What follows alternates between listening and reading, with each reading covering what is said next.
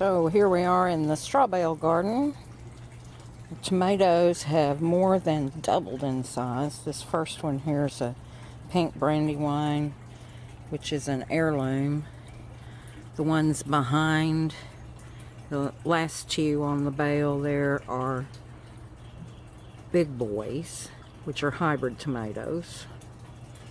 Really disappointed in the germination rate of the zucchini and yellow squash seeds that I bought. They were Fairy Morse.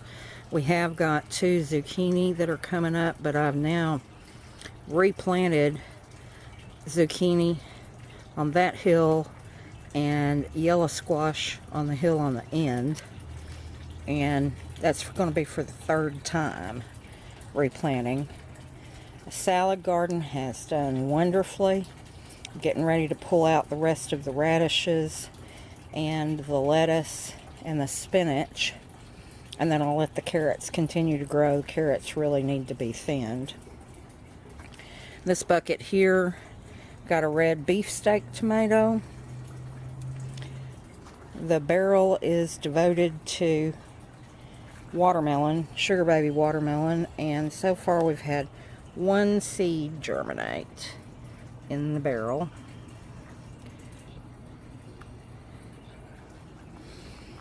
Come back over here, and in this big clay pot we've got a Better Boy tomato along with some snow peas, and I'm hoping that the snow peas will go ahead and get going here before it gets too hot.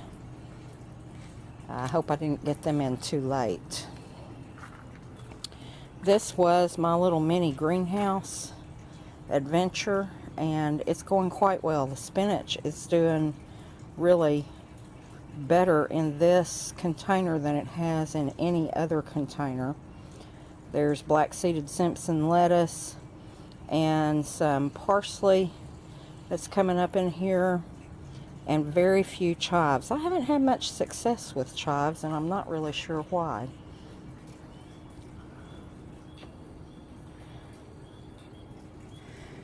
Here are the production of the suckers of the viburnum tree that got my, bless its heart, my almost 20-year-old viburnum tree got attacked by our every 7-year cicada cycle, and we had to take out the main tree. So I've turned this area right here into an herb and flower bed. That was the original idea, although we do have 2 peppers in here.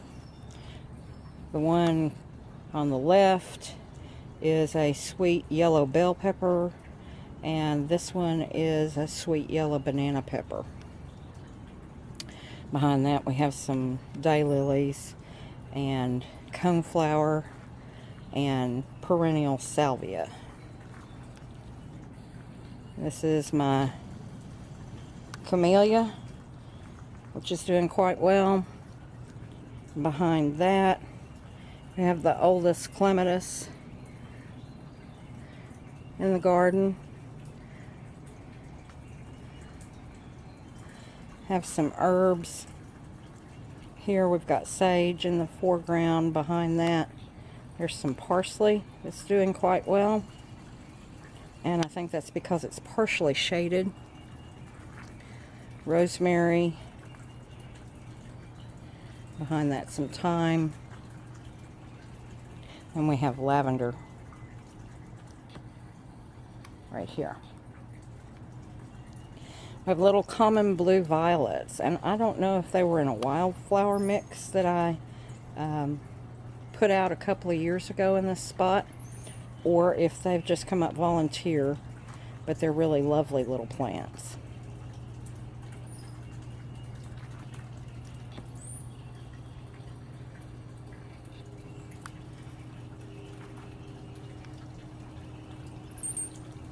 It's my generator for power outages.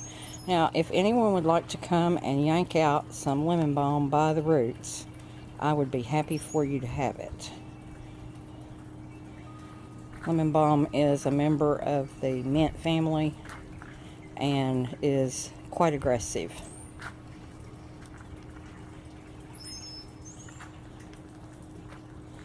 These are some little annual flowers. The name escapes me right now. They get morning sun in this location, and I am going to have to take out some of this lemon balm to continue to give them the sun exposure that they need, but I thought it was nice for a little pop of color.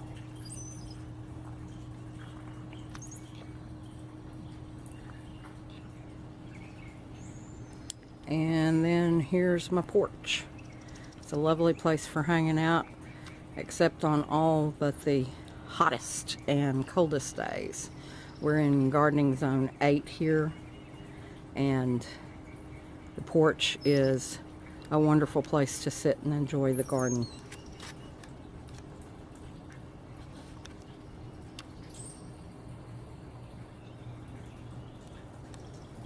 So that's it for the east garden. And this is the west shade garden. That may seem counterintuitive to have shade and western exposure. This is a fern that I had planted from, I believe it was a gallon pot, and it spreads very aggressively through its root system and pops up everywhere. It's the remains of the daffodils. This year I've added some hosta.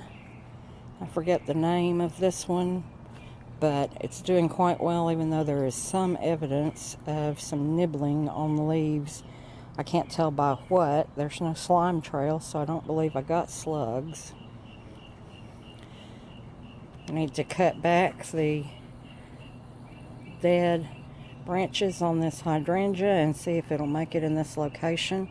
I moved it this year from the east garden where I think it was getting too much sun.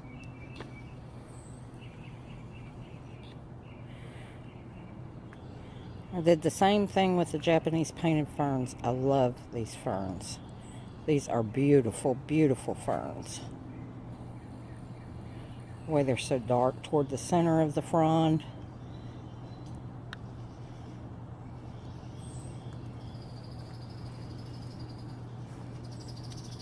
These are foxglove that I grew from seed, and I'm very pleased with how well they transplanted.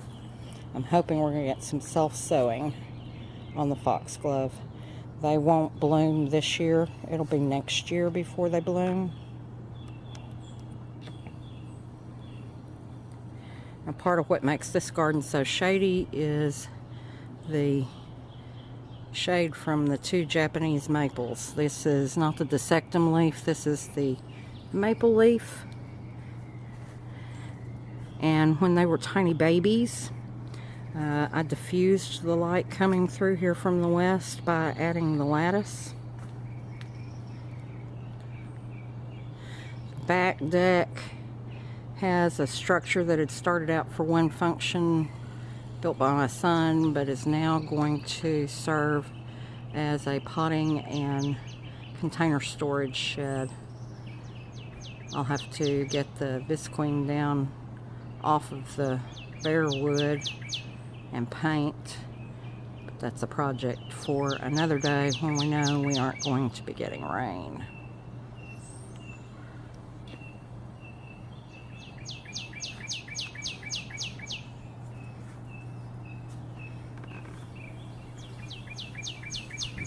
So there's a look at the west shade garden. Oh, do want to get the guardian of the garden here. My son found her on the side of the road many, many years ago. It's amazing what people throw out. There's a little bleeding heart coming up, looking pretty good, except we have some yellowing on the leaves.